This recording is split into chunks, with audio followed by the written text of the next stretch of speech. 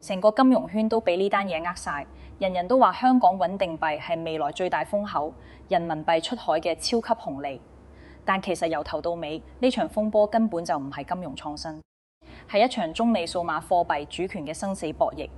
今日我哋拆解呢件極少人睇得透，但足以改寫未來10年全球金融格局、香港定位，甚至你我投資邏輯嘅大事。點解文藝京東頂流巨頭高調入局4個月就全面叫停？點解香港本土機構繞道中亞突圍，最後都被監管一刀切清線？表面係穩定幣合規風波，內裏係國家死死守住，絕對唔會讓步嘅底線。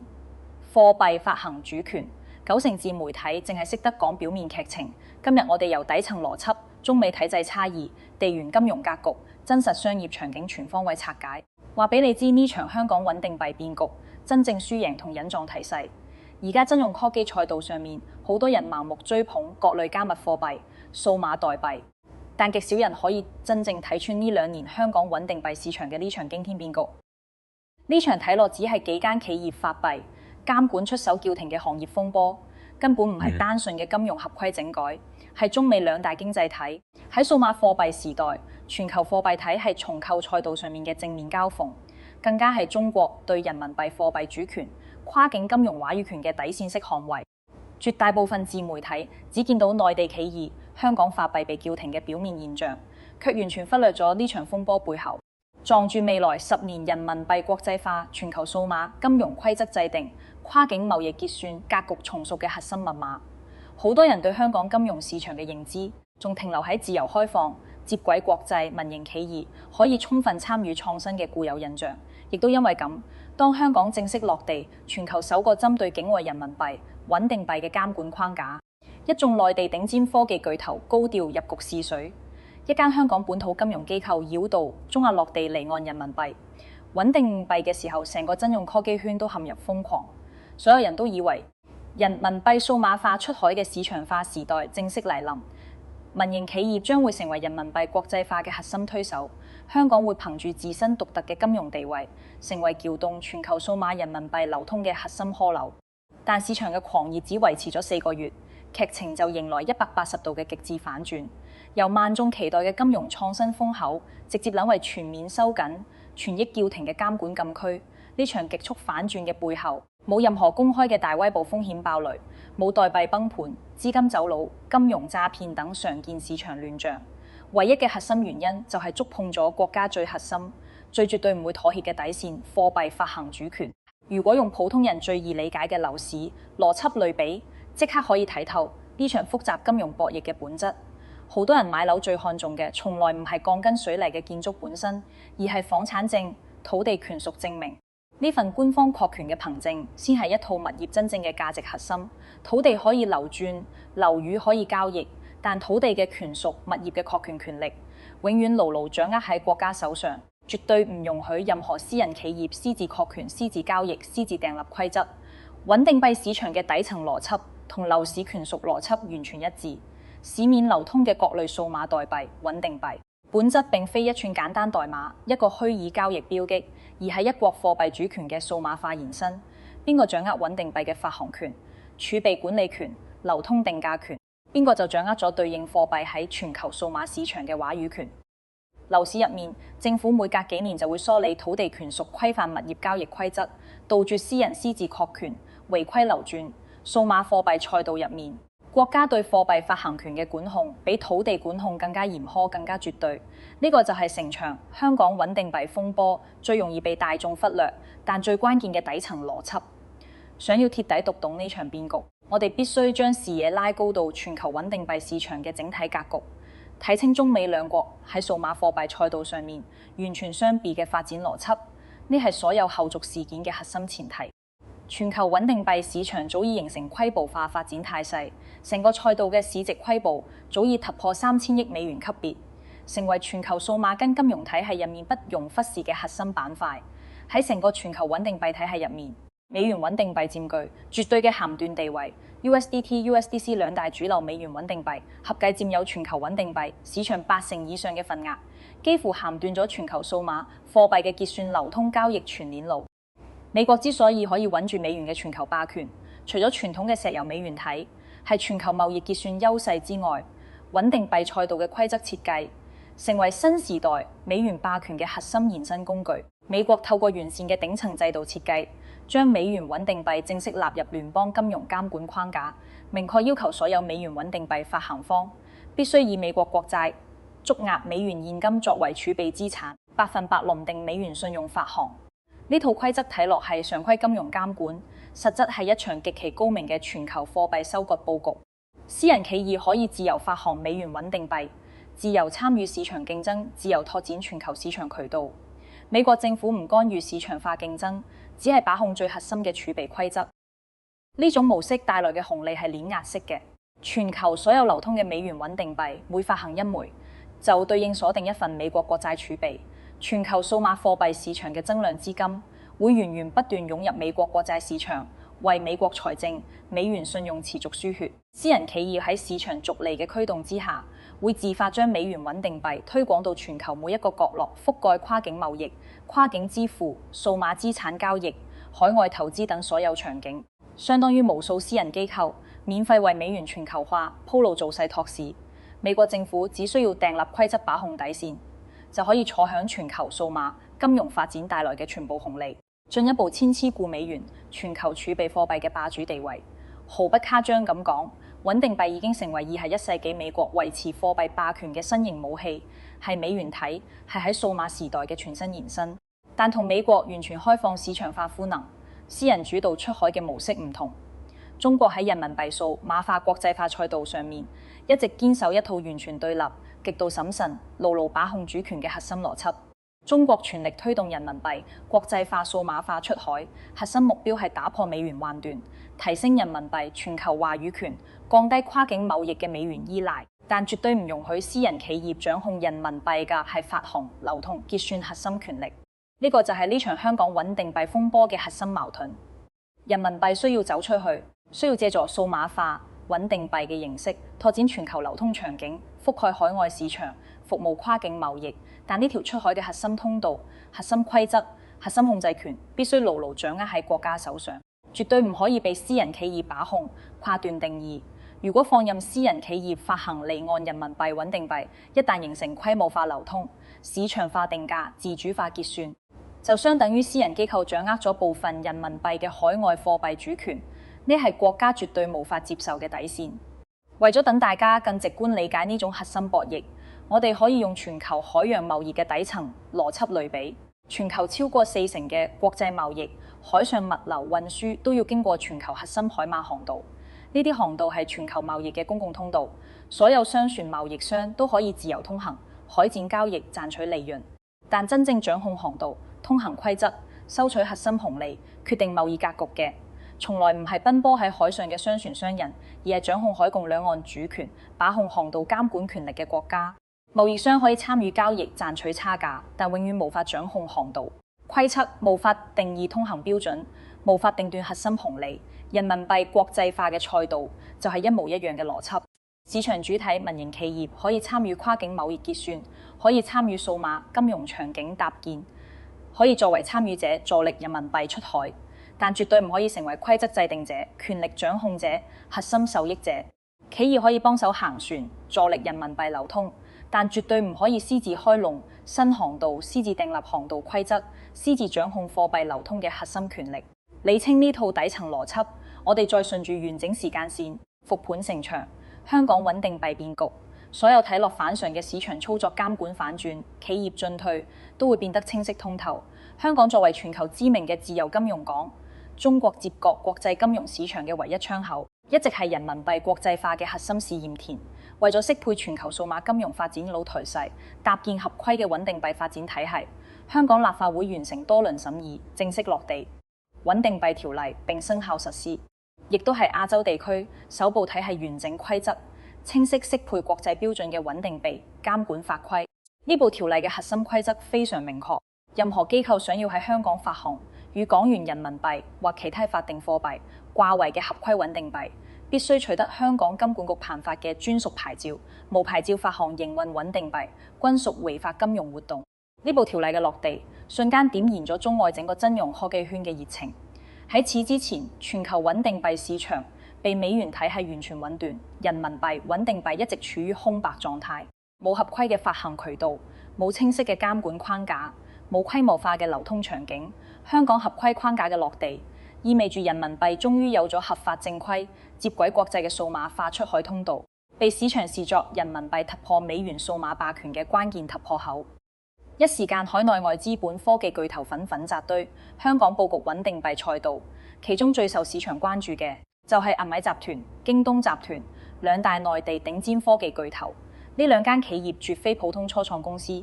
而係國內金融國企領域嘅頭部標準，擁有海量用戶、成熟嘅跨境支付技術、完善嘅市場營運體，係同豐富嘅金融場景落地經驗兩大巨頭同時瞄準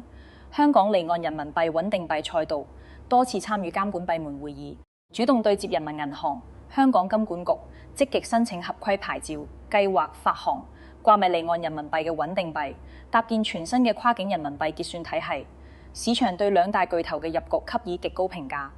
普遍認為係官方默許，全力支持私人企業試水人民幣穩定幣嘅核心信號。始終如果唔係頂層政策默許，難禮京東類合規意識極強、體量龐大嘅頭部企業，絕對唔會高調佈局，持續投入資源對接監管部門。隨後國內多家金融機構、科技企業紛紛跟進，高調宣布參與香港穩定幣試點計劃。成個市場形成全民入局、加速出海嘅狂熱氛圍，但市場嘅樂觀情緒只維持咗4個月，劇情就迎來極致反轉。原本高調官宣、全力推進嘅欄位京東穩定幣項目，突然全面暫停、貼底終止，所有籌備工作、牌照申請、場景落地工作全部叫停。呢突如其來嘅逆轉，令整個金融市場措手不及，亦都令無數投資者、從業者陷入困惑。明明有香港合規條例支撐，有巨頭入局背書，有國際化市場需求，點解項目會突然戛然而止？就喺內地頭部企業集體暫停項目，市場陷入迷惘之際，一間註冊喺香港深耕跨境金融服務嘅機構 Antrix 行出咗一條完全唔同嘅差異化路線，亦都令成場博弈嘅複雜度再次升級。呢間機構冇繼續扎堆香港本地牌照嘅申請賽道，反而主動轉戰中亞市場，成功取得哈薩克斯坦國際金融中心頒發嘅金融服務牌照，計劃依託中亞市場發行離岸人民幣穩定幣，佈局跨境金融業務。好多人會疑惑，點解偏偏係哈薩克斯坦呢個睇落同中國金融關聯度唔高嘅中亞國家，實質係人民幣國際化佈局入面最核心、最關鍵嘅腹地市場，戰略價值遠超大眾認知。哈薩克斯坦係中亞地區經濟體量最大、金融體系最完善、貿易活躍度最高嘅國家，同時亦都係中國喺中亞最重要嘅貿易合作夥伴，更是一帶一路倡議嘅核心節點國家。從地緣經濟同金融佈局嚟睇，以哈薩克斯坦為核心嘅中亞市場，係人民幣向西出海突破、歐美金融封鎖、打通歐亞跨境貿易結算嘅關鍵跳板，係人民幣國際化最廣實、最穩定、需求最真實嘅海外腹地。相較於歐美市場根深蒂固嘅美元霸權，東南亞市場複雜嘅地緣博弈，中亞市場同中國嘅貿易襟定度最高，政策適配性最強，市場信任度最高，係人民幣數碼化試驗嘅最優海外場景。而憑發牌照嘅阿斯塔納國際金融中心，係哈薩克斯坦專為吸引全球金融科技企業搭建國際化金融創新體系設立嘅專屬機構。最大特點就係監管機制靈活，審批流程寬鬆，創新包容度高，專門為跨境金融創新數碼貨幣試點提供合規土壤。更關鍵嘅係，哈薩克斯坦有住極其清晰嘅自身地緣金融盤算，地處中俄兩大國之間，同時對接歐美金融體系。哈薩克斯坦一直希望憑住自身獨特嘅區位優勢，成為各大經濟體之間嘅金融中間人、貿易樞紐、貨幣流轉中轉站，透過寬鬆嘅數碼貨幣監管政策，吸引全球尤其是中國嘅金融科技企業落地，能夠快速壯大本國金融產業，提升國際金融話語權，賺取跨境金融服務紅利。呢係其主動放寬穩定幣牌照審批嘅核心動因。正係呢種雙向契合嘅需求，令 Antrix 快速落地，哈薩克斯坦順利取得合規牌照，避開香港嚴苛嘅監管博弈，開闢出一條全新嘅離岸人民幣穩定幣發行通道。完成牌照佈局之後 ，Antrix 正式上線基於國產公鏈技術打造嘅離岸人民幣穩定幣 XCNH，全程諗定境外人民幣匯率發行，核心定位極其清晰，服務一帶一路跨境貿易，為中資企業嘅海外佈局、跨境貿易結算、海外資產交易提供全新嘅數碼化工具。呢款穩定幣嘅亮相場景極具深意，並非喺普通商業發佈會、科技論壇上線，而係喺香港政府聯合多家官方機構主辦嘅一帶一路高峰論壇公開亮相，獲得官方展會嘅公開背書。展會期間，中聯重科等多家大型中資實體企業同 Antrix 簽署戰略合作備忘錄，計劃將 XCNH 穩定幣應用喺中亞、非洲等一帶一路完善國家嘅跨境貿易結算、重型機械出口交易、海外數碼資產流轉等真實商業場景。我哋可以夾層真實貿易場景直觀，感受呢款穩定幣嘅核心價值同幸福性優勢。以往中聯重科呢類重工企業將工程機械設備出口到中亞、非洲等海外市場嘅時候，結算流程極其繁複、低效兼成本高昂。海外合作方大多持有美元資產，想要完成貿易結算，必須先將美元兌換成人民幣，全程需要經過多層傳統銀行體系審核、跨境清算匯率核驗。成個流程耗時長達數日，不單止資金周轉效率極低，仲會產生高昂嘅跨境手續費、匯率損耗，同時面臨資金節流、清算延遲等各類風險。而 XCNH 穩定幣嘅核心賣點就係將原本數日嘅跨境結算流程壓縮到短短幾分鐘，全程跳過傳統銀行嘅繁複清算環節，實現點對點快速結算，實時到就，零高昂手續費。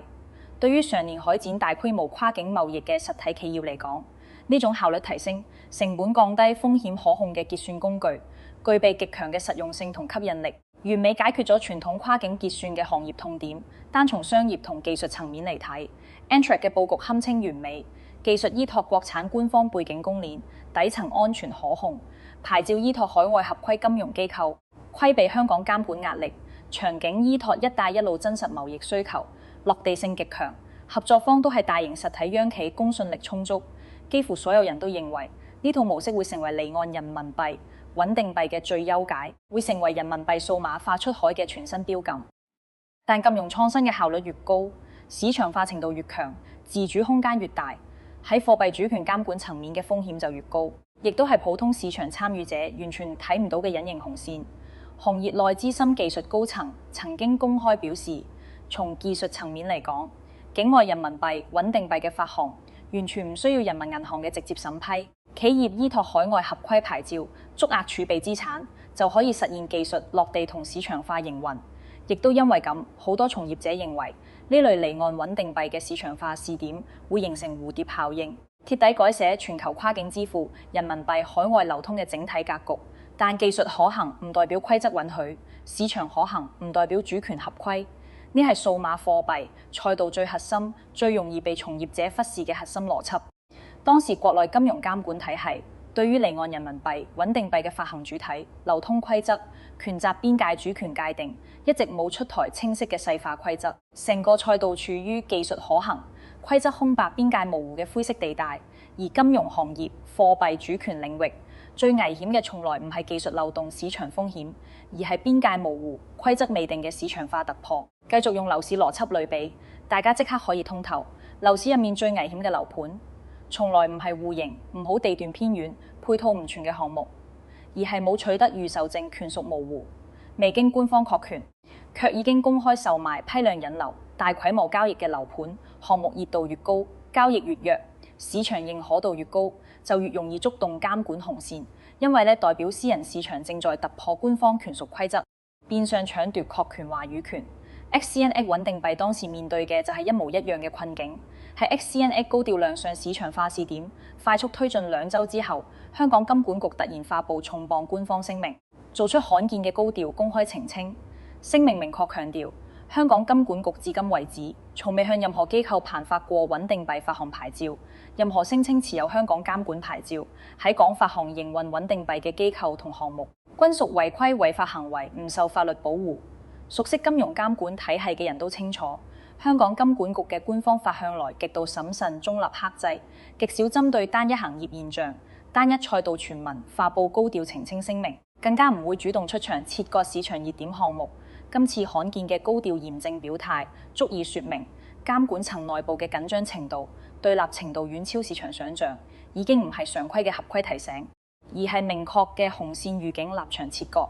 好多人疑惑 Anthrax 嘅牌照嚟自哈薩克斯坦，並非香港本地牌照，點解會被香港金管局重點點名精準針對？核心原因就在於市場信任漏洞。Anthrax 依託香港本土企業身份，借助香港金融中心嘅公信力背書，喺國內市場一帶一路市場係展大規模推廣，令無數投資者、合作企業、市場參與者默認其持有香港官方合規背書，變相利用香港嘅主權信用監管公信力開展市場化營運。呢種跨界套利借勢背書嘅模式，精準踩中監管嘅灰色漏洞，亦都直接觸碰咗貨幣主權嘅管控底線。更加值得普通投資者警醒嘅係，香港金管局嘅今次聲明，絕對唔係單純嘅行業監管公示，而係對普通市場參與者嘅強力保護。過去幾年，香港金融市場出現過多起依託官方牌照、政府背書為噱頭嘅數碼代幣詐騙、違規融資項目。好多普通投資者因為輕信官方背書、合規牌照嘅宣傳話術，最終遭遇資金流損、項目爆雷、維權冇門嘅困境。樓市交易入面，所有人都會習慣核查房產證、土地權屬證明、預售資質，杜絕買到無證物業。但數碼資產投資入面，絕大多數人都會忽略核查發行牌照、監管備案、官方公示，淨係靠企業宣傳、發佈會排場、合作機構背書就盲目入局。呢係絕大多數投資風險嘅核心來源。所有以一帶一路合作、海外官方牌照、跨境金融創新為噱頭嘅數碼資產項目，都會天然降低大眾嘅風險警惕性，令人默認擁有官方隱性背書。呢恰恰係呢類灰色項目最大嘅風險陷阱。好多投資者抱住搶佔早期風口、博弈政策紅利嘅心態入局，希望喺政策完全落地、行業規範化之前，搶先佈局賺取超額收益。呢種心態同投資無證荒地、無備案、留花嘅投機行為別無二致，睇落係搶風口，實質係踩入政策灰色地帶。一旦監管收緊規則落地，所有冇官方確權嘅資產項目收益都會瞬間歸零。喺香港監管高調清線、市場風聲收緊嘅同時，國內頂層監管嘅態度亦都早已釋放明確信號。國內金融領域高層曾經公開點明穩定幣賽道嘅兩大核心風險，亦都係國家嚴控私人企業發行離岸人民幣穩定幣嘅核心顧慮。第一係貨幣超發風險，如果穩定幣發行冇足額合規嘅儲備資產支撐，私人機構可以根據市場需求隨意增發代幣，會造成離岸人民幣超額發行，擾亂人民幣匯率體系跨境貨幣流通秩序，衝擊國家貨幣調控體系。第二係金融套利同投機風險，穩定幣可以搭加多層金融衍生品，形成迷姦嵌套效應，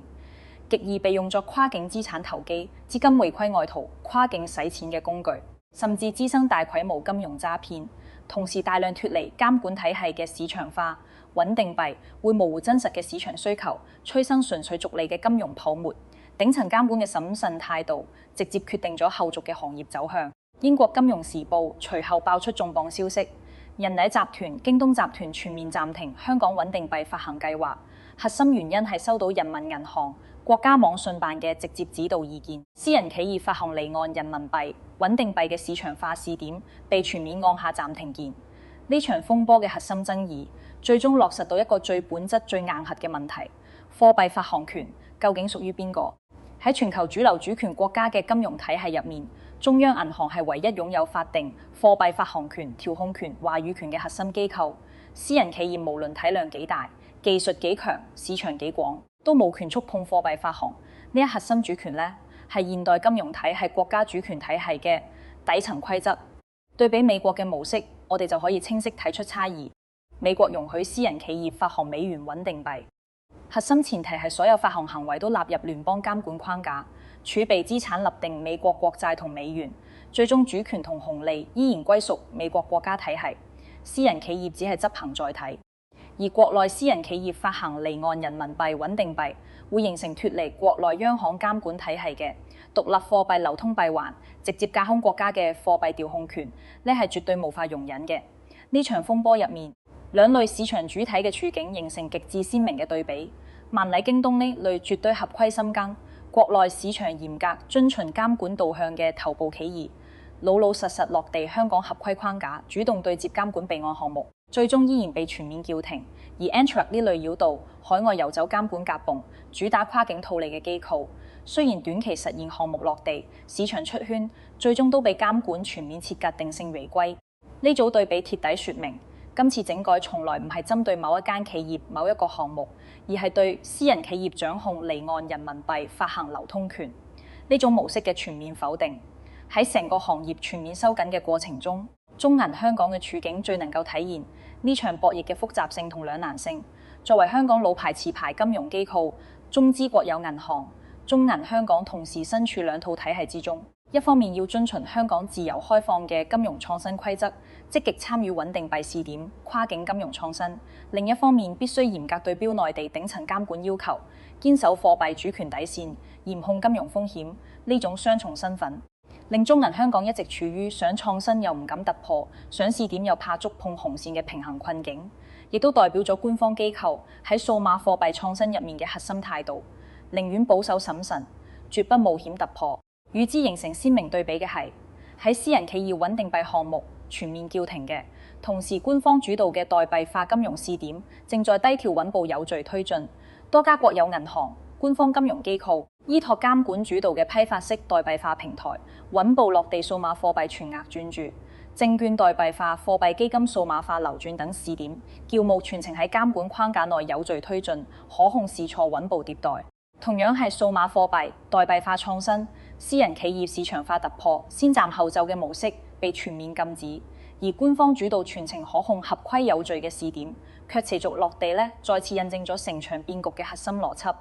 唔反對數碼貨幣創新，唔反對人民幣數碼化出海，唔反對跨境結算升級，唯一反對嘅係私人企業掌控貨幣主權核心權力。兩種截然不同嘅發展路徑，最終分出清晰勝負。Antrax、林毅、京東採用嘅都係先落地後合規、先斬後奏嘅市場化打法，希望靠市場熱度、場景落地行業影響力，倒逼監管事後補批合規資質。而官方試點採用嘅係先訂規則後落地、全程可控嘅模式，每一步創新都喺監管框架內有序推進。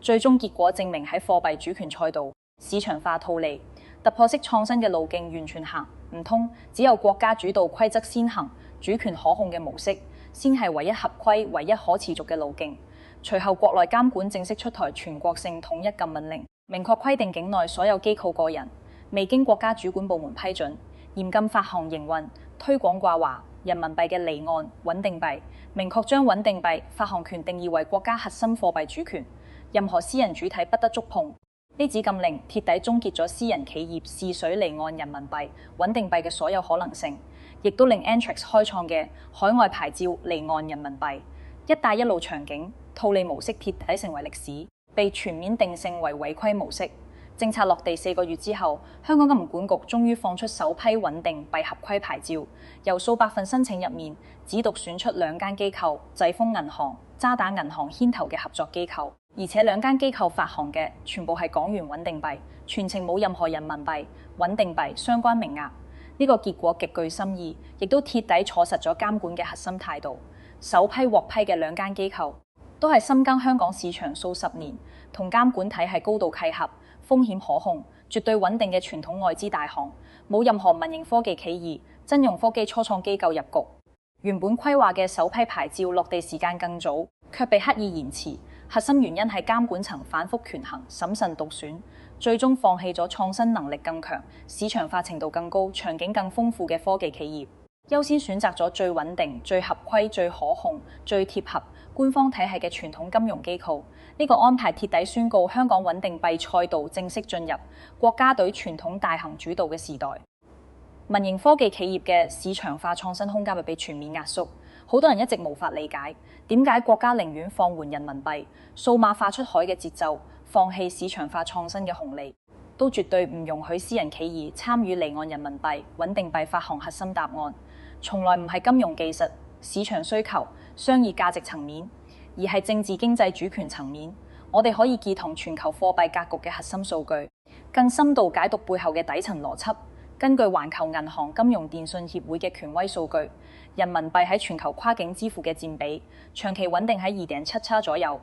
全球排名常年徘徊喺第12位上下，就算階段性輕微波動，都一直難以突破瓶頸。而美元喺全球跨境支付嘅佔比，長期穩定喺50以上，依然佔據絕對壟斷地位。有金融高層曾經公開坦言，如果剔除傳統 SWIFT 結算體系嘅限制，依託 HIPS 人民幣跨境支付系統嘅真實交易數據，人民幣已經係全球第3大支付貨幣。但呢個現狀恰恰反映出人民幣國際化嘅核心困境。官方體系內嘅流通結算交易穩步增值，但市場化、民間化、全球化嘅流通渠道嚴重缺失。離岸人民幣嘅流通體量、覆蓋場景、市場活力遠遠不足，造成呢個困境嘅核心缺口性矛盾，長期被市場忽略。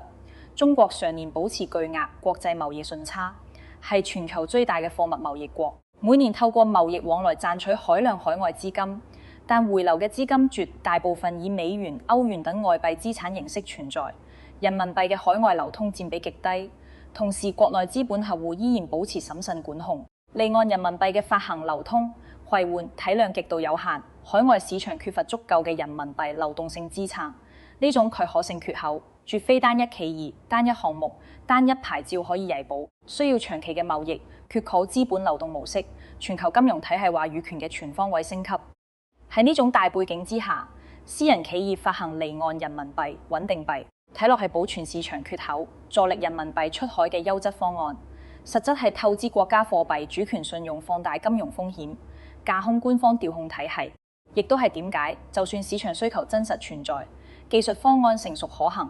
商業場景落地清晰，國家依然堅決叫停所有私人試點項目嘅核心原因。與此同時，官方層面嘅人民幣數碼化佈局一直穩步推進，從未停歇。人民銀行持續迭代數碼人民幣體，西升級數碼人民幣錢包功能，由單純嘅交易結算工具升級為具備計息、跨境流轉、資產配置、多元服務嘅綜合性數碼化貨幣體系。呢次升級嘅核心意義係官方徹底掌握咗人民幣數碼化嘅全部話語權，不再需要依賴私人企業嘅技術、場景流量。官方睇係可以獨立完成人民幣數碼化嘅全鏈路佈局。除此之外，人民銀行整合內部科研監管營運機構，正式成立人民幣國際運營中心，專門負責離岸人民幣體系建設、跨境金融基建佈局、全球數碼人民幣升台搭建。依託 CPS 人民幣跨境支付系統 ，mBridge 多邊央行數碼貨幣橋系統，搭建起一套完全由國家主導、全程可控、自主可控嘅跨境人民幣結算網絡。呢套官方體系就係未來人民幣國際化數碼化出海嘅唯一核心通道，所有私人市場化創新只可以作為邊緣補充，絕唔可能成為主流。去到呢度，中美兩國喺數碼貨幣時代嘅終極博弈邏輯已經完全清晰。美國嘅核心策略係放開市場化競爭等，私人企業衝喺最前線，依託市場力量將美元穩定幣鋪滿全球，所有市場化流通最終反哺美國國債，千偷固美元霸權。私人企業逐利嘅同時，免費為美元全球化賦能。中國嘅核心策略係牢牢掹斷貨幣發行主權，開放場景應用、技術創新、市場參與，但絕對唔放開核心發行權、調控權、定價權。所有創新必須喺官方框架內可控推進，絕唔容許私人機構架空國家主權。香港喺呢場博弈入面嘅角色，亦都被徹底重新定義。好多人誤以為香港係獨立嘅金融創新試驗區，可以自主訂立穩定幣規則、自主發放牌照、自主培育市場，但真實定位係香港永遠係國家人民幣國際化嘅示範窗口，官方體系嘅對外入口，擁有創新試點嘅權限，但絕對冇貨幣主權嘅最終審批權規則定義權。香港可以試行港元、美元穩定幣，可以打造國際化數碼金融生態，可以吸引全球資金入駐，但只要涉及人民幣核心主權，最終話語權、審批權、規則權，永遠牢牢掌握喺國家手上。呢個就好似樓市入面嘅示範樣板區，發展商可以自主設計、裝修、打造、展示效果，對外展示產品優勢，但土地權屬規劃用途、審批權限，永遠歸屬係政府。樣板房再精美、再火爆、再受歡迎，都唔可以改變土地嘅核心權屬，更加唔可以獅子礦、大建設、更改規劃、突破規則。京東、EnterX 等所有私人機構嘅試點，本質都係官方用嚟測試市場需求、驗證技術可行性、探索海外場景嘅樣板房。一旦驗證賽道具備價值、市場具備需求，官方就會親自出馬，主導佈局，私人試點會被自然清退。呢場持續2年嘅穩定幣風波，為整個行業所有市場參與者低留咗3個極具價值嘅長遠啟示。第一，數碼貨幣賽道嘅核心競爭，從來唔係技術競爭、場景競爭、流量競爭，而係主權競爭、規則競爭、話語權競爭。技術永遠係工具，主權先係核心底線。任何突破主權底線嘅技術創新，無論幾成熟、幾實用、幾受歡迎，最終都會被全面清退。第二，人民幣國際化嘅進程，注定係一場長期審慎、穩步推進嘅持久戰，唔會依靠激進嘅市場化創新實現彎道超車。未來離岸人民幣穩定幣賽道會徹底告別野蠻生長嘅民營時代，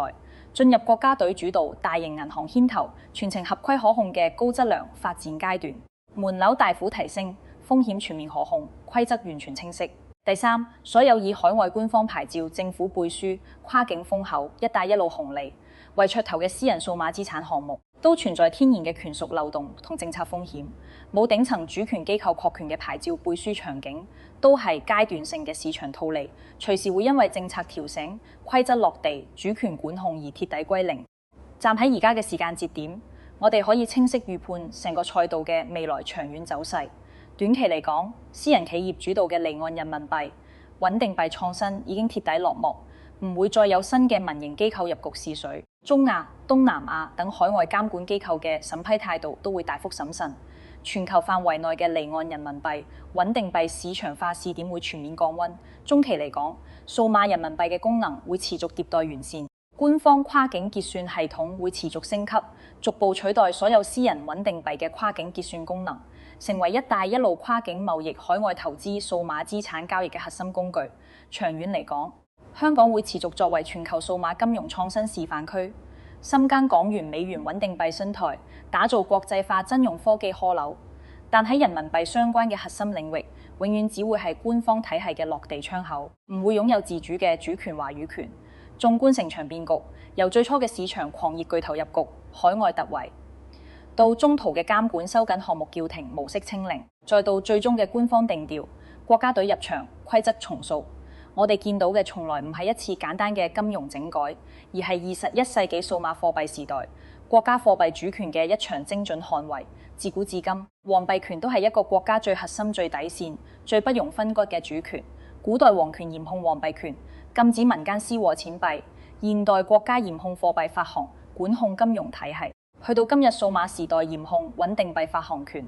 底層邏輯千年不變。好多人成日想搶佔政策風口博弈灰色紅利，靠信息差賺取超額收益。但喺貨幣主權、國家金融安全呢類核心底線面前，所有市場化套利、突破式創新、投機性佈局，最終都會回歸本質。所有冇國家主權確權嘅金融創新，再熱鬧、再火爆、再貼合市場需求，都只係暫時嘅樣板展示，永遠唔會成為行業主流。如果你睇完呢篇深度拆解，終於讀懂香港穩定幣風波背後嘅貨幣主權博弈、金融規則底層邏輯同行業隱藏頭勢，記得點讚、收藏、轉發，將呢篇乾貨分享俾身邊玩金融炒幣、做跨境投資嘅朋友。歡迎大家喺評論區留言傾偈，講下你對數碼人民幣發展、香港金融定位、中美貨幣博弈嘅睇法，我會逐條回覆交流。最後一定要訂閱我頻道，開啟小鐘，後續持續拆解業內最真實、最深層、普通人極難睇透嘅金融變局同財富邏輯，帶你避開投資陷阱，抓穩長期風口。